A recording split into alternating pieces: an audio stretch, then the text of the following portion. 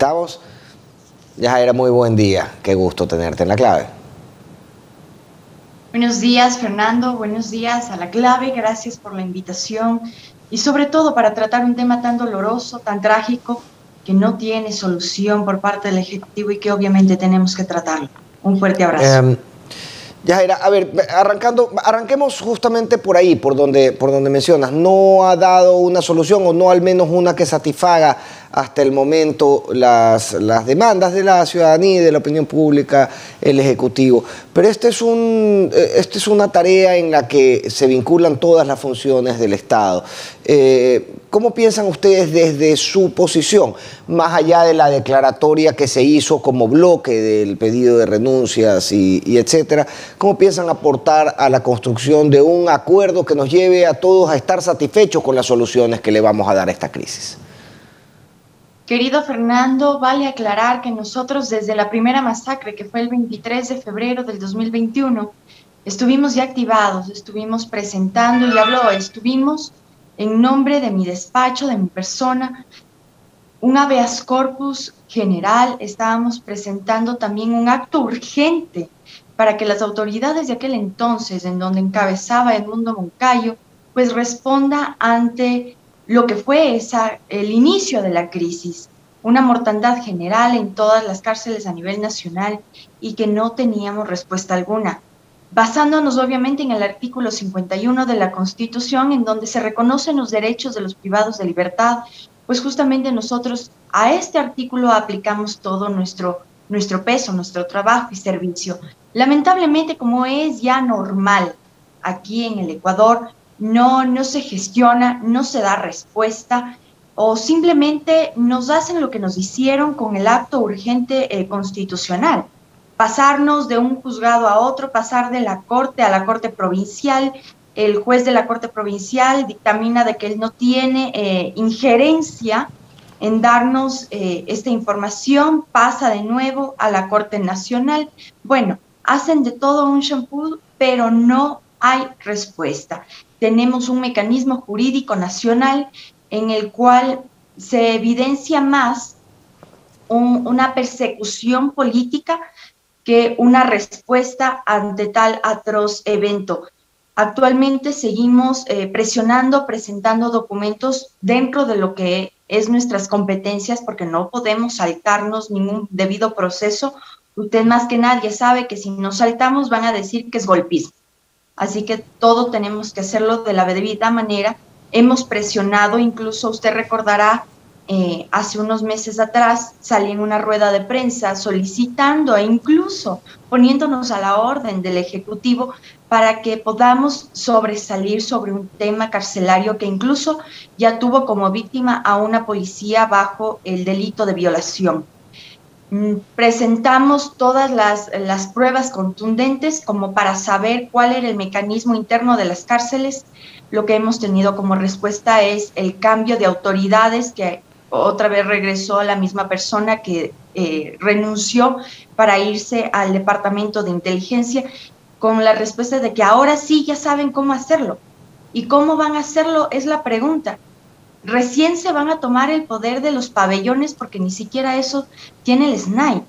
Entonces nosotros como asambleístas presionamos, presentamos propuestas, pero obviamente la voluntad política y humana depende el 75% de esta decisión en el Ejecutivo. Es decir, ustedes están tratando de leer entre líneas de su respuesta. Ustedes están en este momento completamente aparte de la discusión que convoca a todos los grupos políticos para una resolución de esta crisis. Tengamos entendido, Fernando, y no hay que leer entre líneas, qué es lo que está pasando en la Comisión de Garantías Constitucionales. Tenemos a 3 compañeros que justo están tratando el tema carcelario, estamos teniendo también apertura para que nosotros podamos ser compañeros de apoyo, pero lamentablemente la voluntad de las otras bancadas no es gestionar rápidamente este asunto. Lo que les interesa es la vacunación. Veamos con qué nos amanecimos el día de hoy en los tweets presidenciales. No es una propuesta ni tampoco una solución al tema carcelario y de inseguridad nacional, que ojo, también hay que tener en cuenta y ponerlo sobre el tapete, que estamos dentro de un estado de excepción. con el justificativo y el objetivo de la seguridad nacional, pero no se ha mermado la inseguridad. Lo que se mermó fueron las protestas sociales, en donde ahí sí se utilizó el uniformado antimotín, pero en las cárceles no. ¿Cuál fue la respuesta de Varela? La respuesta de Varela es que no ingresan a las cárceles porque no tienen el uniforme adecuado. ¿Y los antimotines? Obviamente que sí lo tienen, pero no tienen la voluntad de hacerlo. Nosotros estamos presionando, ya le digo, una vez más, no hay que leer entre líneas, en la Comisión de Garantías Constitucionales. El día de hoy vamos a dar la lectura del primer debate para la ley aplicable para la crisis carcelaria y esperamos, obviamente, que nuestras observaciones sean tomadas en cuenta. Recordemos que somos la bancada más numerosa dentro de la Asamblea, pero no somos gobierno. A nosotros lo único que nos tildan es de golpistas, mas no como solucionadores como lo somos de este problema tan grave. Y justamente ayer escuchaba a Fausto Cobo criticar cómo se dividió el Ministerio de Justicia entre varias entidades. Nadie se ha acercado tampoco al bloque legislativo de UNES para poder comprender un poco cómo estuvo concebida la estructura del Ministerio de Justicia. Fernando, el odio y la venganza es mucho más grande que el objetivo principal de una política de amparo. Nosotros, junto al presidente Rafael Correa, ya tuvimos la respuesta adecuada para el manejo carcelario, para un sistema carcelario verdaderamente en rehabilitación social. Lamentablemente, estas fórmulas adecuadas en las cuales el presidente Rafael Correa las aplicó y tuvimos un gran funcionamiento, una gran respuesta, una rehabilitación social integral, pues no es de su interés. ¿Por qué? Porque es correísta. Así que no se han acercado a pedirnos esa fórmula, ni tampoco permiten que nosotros le entreguemos, a pesar de que nosotros tenemos la voluntad política de hacerlo, debido a que teníamos un Ministerio de Justicia adecuado, con derechos humanos, con artículos y sobre todo con gestión de artículos en defensa de los derechos humanos, porque recordemos también, y hay que ponerlo aquí en la discusión, los PPLs pierden el derecho ciudadano, más no el derecho humano. No tienen capacidad de rehabilitación actualmente. Las cárceles están tomadas por los mismos PPLs porque las autoridades se han despojado de su responsabilidad. Esa es una palabra muy fuerte. No están a cargo de su responsabilidad, echan la culpa de absolutamente todas las desgracias que hacen porque no tienen ni sentido coherente para llevar a cabo un proceso de rehabilitación y por lo tanto lo único que hacen es echar la culpa al resto, bailar, tomar una noche de masacre, celebrar a los marines estadounidenses, pero más no brindar la dignidad que merece el pueblo ecuatoriano. Y para cerrar esta respuesta, querido Fernando, recordemos que lo que pasa en las cárceles se da como reflejo espejo a la sociedad. La misma inseguridad, la misma masacre se va a dar en la sociedad. Por tal motivo, es nuestra injerencia absoluta y obviamente nuestra desesperación en que esta situación pare, porque las riñas internas de las cárceles se reflejan con sus familias y con la ciudadanía acá afuera. Ahora, Yajaira, y tengo que preguntar esto, siendo este el escenario y siendo tan conflictivo y reclamando tantas urgencias inmediatas, de atención inmediata, ¿era necesario salir al paso como organización política a pedir renuncias? ¿Era lo que había que hacer en ese momento? Fernando, no solamente la crisis carcelaria es una crisis que nos está atacando a todos.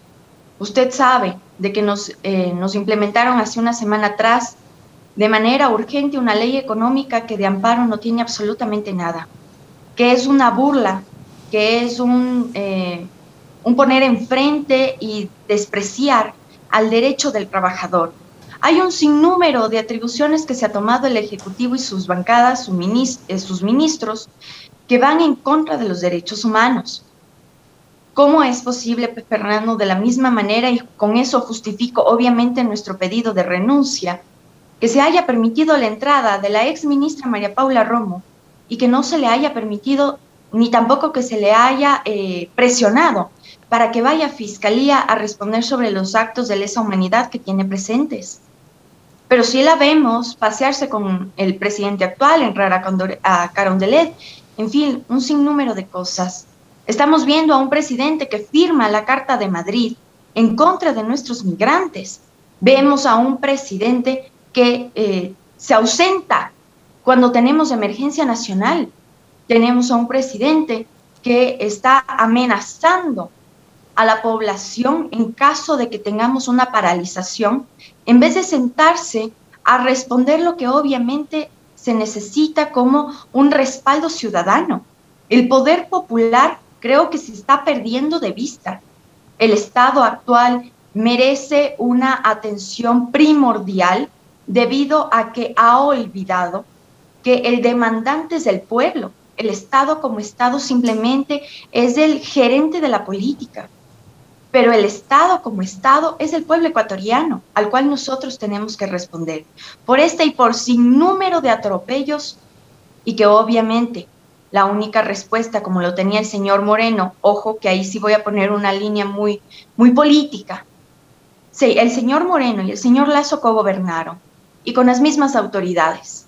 Así que obviamente van a tener la misma línea discursiva de echar la culpa, de no responsabilizarse, y obviamente de ser lacayos de lo que es el FMI y sus acuerdos.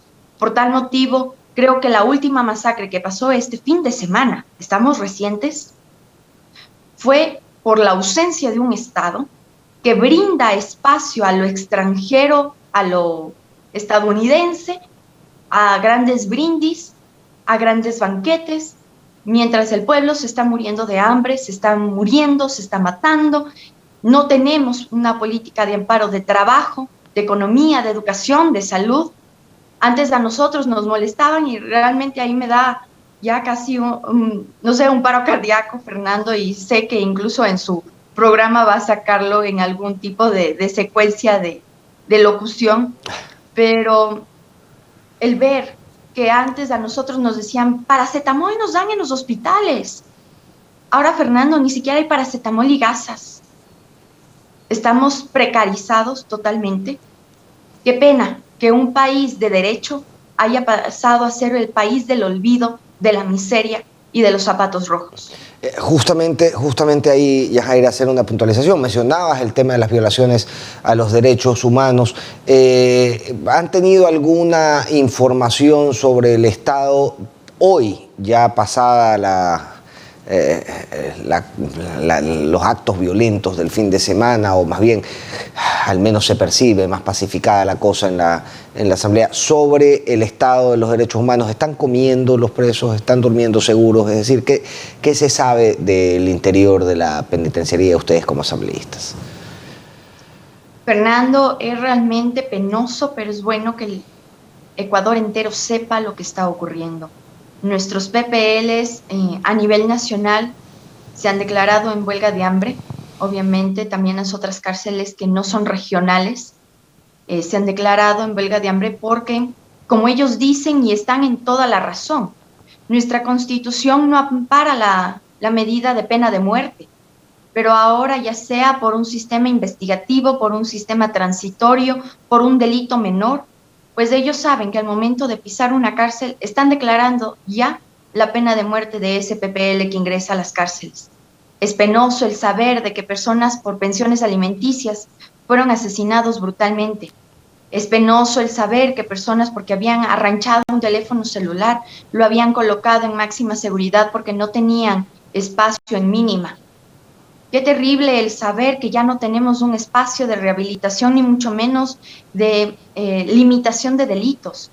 Ustedes recordarán que cuando estaba el Ministerio de Justicia en manos de Lady Zúñiga y obviamente en manos del presidente Rafael Correa, ella podía ingresar como ministra sin más resguardo que la misma ropa que ocupaba, ni siquiera se ponía un chaleco antibalas a ver cómo estaban los procesos de rehabilitación, cómo estaban los presos ingresando a programas educativos, a programas de profesionalización, incluso muchos de ellos escribieron hasta libros. Salieron de las cárceles rehabilitados totalmente. Actualmente ellos saben y ellos lo dicen. La persona que ingresa a las cárceles es porque está condenado a pena de muerte. Y nosotros ni siquiera en la Constitución, basando en los derechos humanos, no tenemos tal aplicación de ley. Es Así una que realidad, es una realidad dolorosísima y estamos de acuerdo, Yajaira, pero no es una realidad que se cocina en el tiempo que lleva el gobierno, no es una realidad tampoco que se cocina en los 3 años del gobierno anterior. Es decir, ¿qué hemos hecho como sociedad desde los tiempos de Rafael Correa, pasando por Lenín Moreno y ahora en el gobierno de Lasso, para llegar a un punto en que cuando la sociedad se violenta, llegamos a los extremos que hemos visto este fin de semana? Ahí hacer una precisión, Fernando, cuando el presidente Rafael Correa sale de su cargo, porque él sale a término de cargo, no teníamos hacinamiento en las cárceles, no habían amotinamientos, había respeto y dignidad ante el proceso de rehabilitación social con los PPLs. Es penoso el decirlo, pero 3 días después que el señor Lenín Moreno toma el poder para él y para obviamente sus cogobernantes que actualmente siguen gobernando, pues desaparece porque decía que el gobierno era realmente obeso, desaparece el Ministerio de Justicia, desaparece la Secretaría Interna en el Ministerio de Derechos Humanos y lo separa por diferentes instituciones. Tenemos ahora el SNAI separada, tenemos la Secretaría de Derechos Humanos separada, y obviamente cuando tienen independencia de gestión, no trabajan en conjunto, no trabajan en equipo. Lamentablemente, 3 días después de que el señor Moreno tome el poder, el sistema carcelario cae. Comenzamos a ver en las cárceles de mínima seguridad, como la cárcel del Inca, como la cárcel 4, cómo ya comenzaron a haber desmanes. Peor cuando ya ingresamos al tema de la pandemia. No tuvieron procesos de ayuda social, procesos de salud pública. El primer muerto que tuvimos dentro del contexto de la pandemia fue en la cárcel 4 y en la cárcel del Inca, en donde 2 guías penitenciarios se contagian a 2 PPLs y lamentablemente comienzan a fallecer. Nosotros tenemos, y les invito a observar mi tuit, cómo se solicitaba y cómo se pedía al gobierno de aquel entonces que por favor envíe a las personas adecuadas para atender y obviamente sanear las instancias dentro de las cárceles. No hay la voluntad de hacerlo, Fernando. La voluntad es perseguir. El lawfare se acaba de activar una vez más. Lo único que desean es que, oh sorpresa, por emergencia y por un atentado más en la Tacunga, pues incluso hasta nuestro compañero Jorge Glass sea atacado. Eso es lo que desean. ¿Cuáles fueron las víctimas de este fin de semana? Personas que iban a resolver y a ser testigos del caso Salcedo. Y oh sorpresa, las mismas personas les asesinan. Le asesinan a un dirigente de la protesta social. Eso debería decirnos mucho de cómo estamos ocupando las cárceles y para qué motivos. Lo decíamos con Ramiro Aguilar, es decir, acá las víctimas no son los más malos, los líderes de las bandas, no son las personas que organizan estas crisis de violencia. Son personas que más bien son justamente los eslabones más débiles de este escenario. Ahora, Yajaira, y esto también como el rol de asambleísta que ustedes cumplen, están en contacto, ¿se han puesto en contacto con las familias de los presos? ¿Saben qué respuestas han obtenido ellos como familiares de los fallecidos? Fernando, en vista de que no tenemos la apertura para sentarnos con el Estado, pues nosotros seguiremos fortaleciendo el trabajo en territorio y el poder popular.